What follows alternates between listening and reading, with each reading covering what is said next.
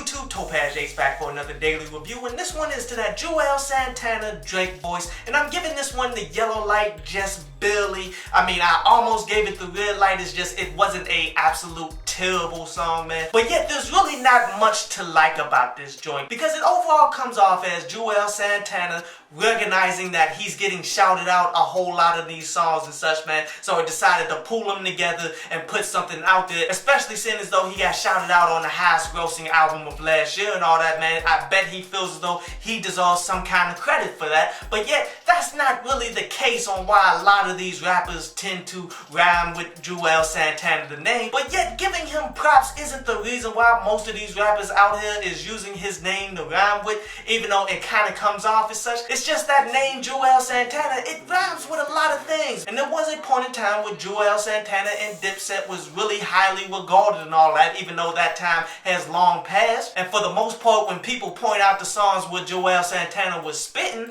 people always question, did he have ghostwriters for that? And which odds are he did. But yet I'm not mad at Juelz Santana for taking these plugs and such, man, and trying to turn them into something real. The thing that I'm upset about is he did it on a track that really wasn't about anything. That production really wasn't that strong, and literally he only had but a few highlights on there that were any decent. Like, he had that NWA wordplay on there where he's saying he's a nigga with an attitude, trying to get that Jerry Helen money while he's being ruthless in the booth. That was cool, not anything phenomenal. And then he had his moments where he's talking just some real stuff, man, where he's talking about all of these rappers and people in general that try to talk so hard and all of that online, like the police ain't got no internet. That's some real talk there. But besides that, really didn't like much about this song, man. But a quick recap, the positives that I take for it is him actually trying to spin off all of the somewhat fame that he got, man. He's trying to think strategically on how to continue to build up his name for where he's at right now. But yet the negatives is it's not that good of a song. But this concludes today's review, and now we're going to jump into a brief instrumental from underground producer DJ Stackman before we jump into some of your questions.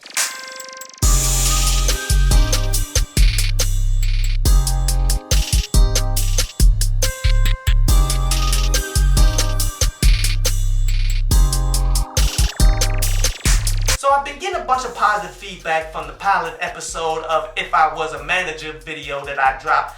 And a bunch of people been having a bunch of suggestions, like people saying I should do Big Crit, people saying I should do J-Rock. And I'm open to all types of suggestions here, man, but I probably won't be doing these videos as often as I do my daily videos and all that. But if you have any suggestions, man, hit me up. And the homie Chance says he feels as though Wale needs to just get off of social media altogether because all he's doing is fighting with trolls and all that. And you know, I feel you to a degree because there's a line that if you cross it, social media becomes more destructive than productive, man. But yet that's a line that you honestly have to walk in this day and age, man, because social media is replacing the actual news media as we know it now. You really have to approach social media like it's a business, because if you are in the limelight and the masses are following you, man, then ultimately is a part of your business strategy. So it's not something that you can turn away from, or should you turn away from. You just gotta deal with it smarter. Like, he honestly should not be handling it. Somebody else need to be handling his Twitter.